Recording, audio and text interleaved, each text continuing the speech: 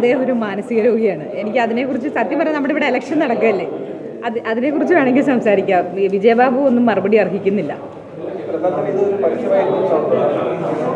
അതൊരു അവസരം മുതലാക്കി ഒരു ഒരു ഒരു അസുഖമുള്ള ഒരാളുടെ ഒരു പ്രശ്നമായിട്ട് മാത്രം കണ്ട് അതിനെ തള്ളിക്കളയുന്നതായിരിക്കും നല്ലതെന്ന് എനിക്ക് തോന്നുന്നത്.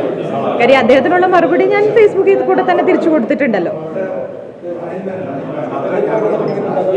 തെരഞ്ഞെടുപ്പിൽ എനിക്ക് പ്രതീക്ഷയുണ്ട്. വർഷങ്ങളായിട്ട് 10-25 വർഷമായിട്ട് ഇരിക്കുന്ന പാനലാണ്. ആ പാനൽ ഇന്ന് തകരുന്ന കാഴ്ച എല്ലാവരും കാണുന്നതായിരിക്കും. അപ്പോൾ എനിക്ക് ഭയങ്കര പ്രതീക്ഷയുള്ളൊരു ഇലക്ഷൻ കൂടിയാണിത്. കൂടാതെ ഞാൻ എക്സിക്യൂട്ടീവ് കമ്മിറ്റിയിലേക്ക് മത്സരിക്കുന്നുണ്ട്. എന്നെ കൂടാതെ ഇതുവരെ കഴിഞ്ഞ മുൻപ് വർഷങ്ങളിലൊന്നുമില്ലാത്തതുപോലെ ഒരുപാട് ആളുകൾ മത്സരിക്കുന്നുണ്ട്. എക്സിക്യൂട്ടീവ് കമ്മിറ്റിയിലേക്കും മറ്റ് കീ പോസ്റ്റുകളിലേക്കും മത്സരിക്കുന്നുണ്ട്. അവർക്കൊക്കെ ഒരു വലിയ മാറ്റം ഈ അസോസിയേഷൻ മാത്രമല്ല മലയാളം ഫിലിം ഇൻഡസ്ട്രിയിലേക്ക് തന്നെ കൊണ്ടുവരാൻ പറ്റുമെന്ന് ഞാൻ ഉറച്ചു വിശ്വസിക്കുന്നു. ബാക്കിയുള്ള എല്ലാ കാര്യങ്ങളും ഇലക്ഷൻ കഴിഞ്ഞതിന് ശേഷം പറയാം.